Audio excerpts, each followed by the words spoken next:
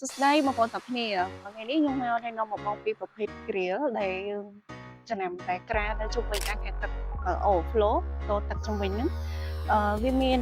4ខ្នាតចឹងថ្ងៃនេះខ្ញុំណែនាំមកបងខ្នាត1.8 brand របស់វាគឺ brand ចិនណាបងប្អូនអញ្ចឹងពេលបងប្អូនធ្វើការធ្វើអាងមានតទឹកជុំវិញអាង1.8អាចជ្រើសរើសប្រភេទនេះបានហើយយើងថតឡើងបានអញ្ចឹងណាជើងរបស់វា3ពណ៌សហើយខ្នាតរបស់វា1.8ហ្នឹងបងប្អូនមានតម្រូវការតូទឹកជុំវិញអាង1.8អីអាចជ្រើសរើសប្រភេទហូបនេះបានតមកទៀតណែពីទឹកជើងរបស់វា3ដូចគ្នាតែគ្រាន់តែវាខុសខ្នាតគ្នានេះខ្នាត2ទឹកហ្នឹងបងប្អូននេះខ្នាត2ទឹកកន្លះអញ្ចឹងបើសិនជាតូទឹកបងយូរ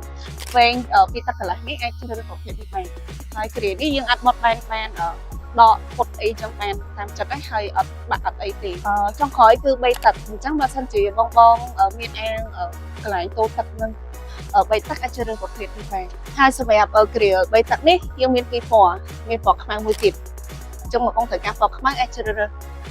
ម៉ូតទៅបានយើងមានពណ៌ខ្មៅដែរអូខេអញ្ចឹងប្រហែលបើសិនជាបងធ្វើអាងលក្ខណៈ overflow គឺចាំបាច់ត្រូវការប្រើគ្រាហ្នឹងឯងអញ្ចឹងបើសិនជាបងមានតម្រូវការអាចទៅមកកាន់ page ខ្លាំងអាច16A បានហើយយើងក៏មាន promotion ច្រើនមែនទែនសម្រាប់បងដែរ